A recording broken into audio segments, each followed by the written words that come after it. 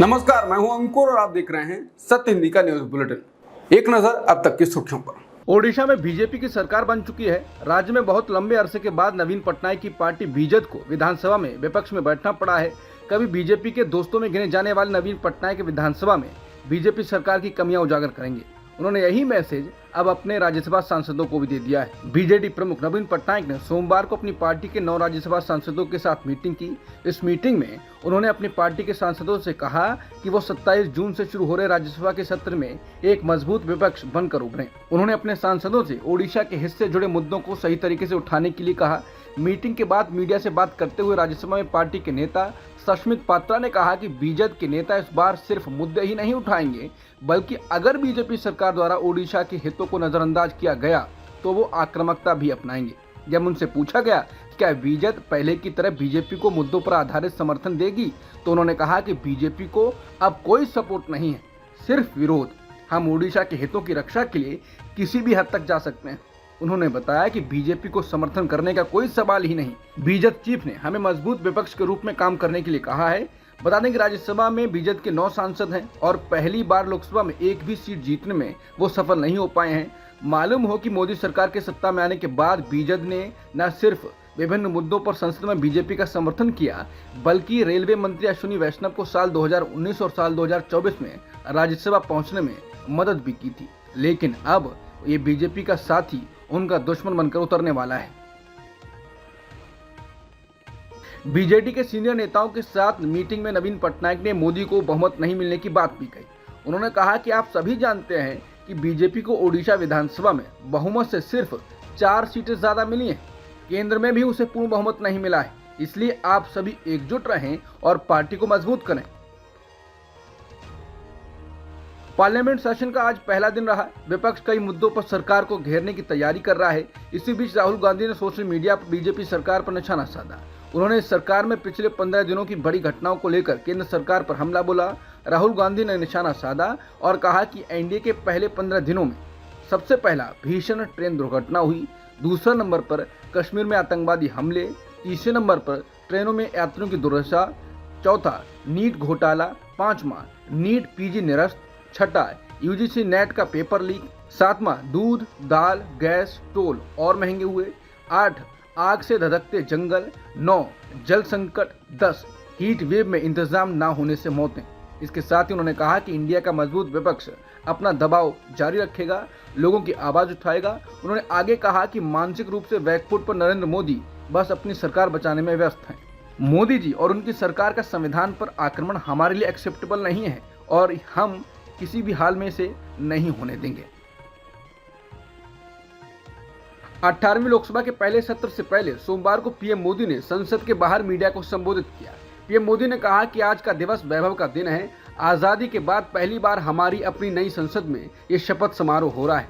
अब तक ये प्रक्रिया पुराने सदन में हुआ करती थी।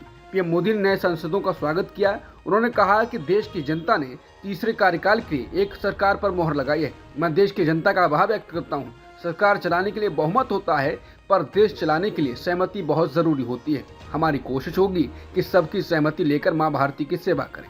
पीएम मोदी ने इसके साथ ही कहा कि सांसदों से देश को बहुत अपेक्षाएं हैं। मैं सांसदों से अपील करूंगा कि हम इस मौके का उपयोग करें और जनहित में कदम उठाएं। सदन में सामान्य मानवीय की अपेक्षा रहती है, बहस हो, निगरानी रखी जाए। लोगों की अपेक्षा नहीं है कि नखरे होते रहें। लोग नारे नहीं चाहते हैं। देश को एक जिम्मेदार विपक्ष की आवश्यकता है।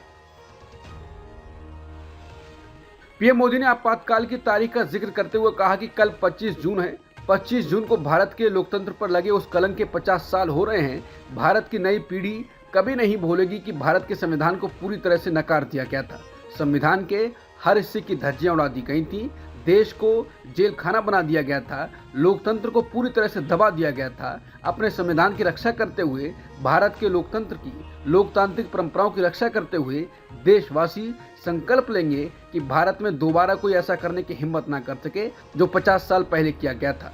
हम एक जीवंत लोकतंत्र का संकल्प लेंगे। हम भारत के संविधान के निर्देशों के अनुसार सामान्य मानवीय के सपनों को पूरा करने का संकल्प लेंगे। प्रधानमंत्री मोदी ने 1975 में लगाए गए आपातकाल को याद किया तो कांग्रेस के राष्ट्रीय अध्यक्ष मल्लिकार्जुन खड़गे ने केंद्र सरकार को आलोचना करते हुए सवाल उठाए कि मोदी लगातार आपातकाल का जिक्र कर कब तक शासन करने का इरादा रखते हैं। आप इसे 100 बार दोहराएंगे। आपातकाल घोषित किए बिना आप इस तरह से कार्य कर रहे हैं।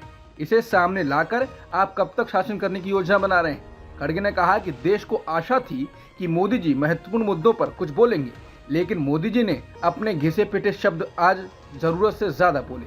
इसे कहते हैं रस्सी जल गई, बल नहीं गया। खड़गे ने कहा कि नीट व अन्य भर्ती परीक्षाओं में पेपर लीक के बारे में युवाओं के प्रति कुछ सहानुभूति दिखाएंगे, पर उन्होंने अपनी सरकार की धांधली व भ्रष्टाचार के बारे में कोई जिम्मेदारी नहीं ली। हाल ही में हुई पश्चिम बंगाल की रेल दुर्घटना के बारे में मोदी जी मौन रहे।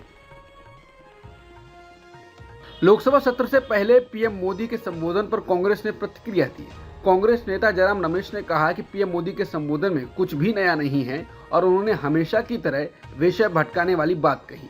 कांग्रेस नेता जयराम रमेश ने कहा कि 18वीं लोकसभा का कार्यकाल शुरू हो रहा है। इस अवसर पर जैसा कि सामान्य रूप से होता है, लोकसभा चुनाव में जबरदस्त व्यक्तिगत, राजनीतिक और नैतिक हार का सामना करने वाले नॉन बायोलॉजिकल प्रधानमंत्री ने संसद के बाहर देश के नाम संदेश दिया। अपने संदेश में उन्होंने कुछ भी नया नहीं कहा, हमेशा की तरह विषय से भटकाने वाली बातें कही। उनकी बातों से ऐसा लगा नहीं कि वो सही मायने में जनादेश का अर्थ समझ रहे हैं। वो वाराणसी में ही संदिग्ध और संकीर्ण अंतर से जीते हैं। वो किसी भी तरह के भ्रम में ना रहे। इंडिया जनबंधन उनसे पूरे कार्यकाल का हिसाब लेगा। वो पूरी तरह से बेनकाब हो चुके हैं। लोकसभा सत्र के पहले दिन प्रधानमंत्री मोदी ने शपथ ली। इस दौरान जब पीएम मोदी शपथ लेने जा रहे थे तो राहुल गांधी ने उनको हाथ उठाकर संविधान दिखाया और उनके पीछे खड़े नेताओं ने भी यही किया, जिसके बाद लोग कह रहे हैं कि मोदी जी को अब संसद में पानी की बहुत जरूरत पड़ेगी। विपक्ष की अच्छी शुरुआत है। वहीं जब पीएम मोदी ने शपथ ले ली तो सदन में बैठे सभी सांसदों का हाथ जोड़कर अभिवादन किया। राहुल गांधी सदन में संविधान की कॉपी लेकर बैठे थे। उन्होंने मुस्कुराकर और हाथ जोड़कर पीएम मोदी के अभिवादन का जवाब दिया।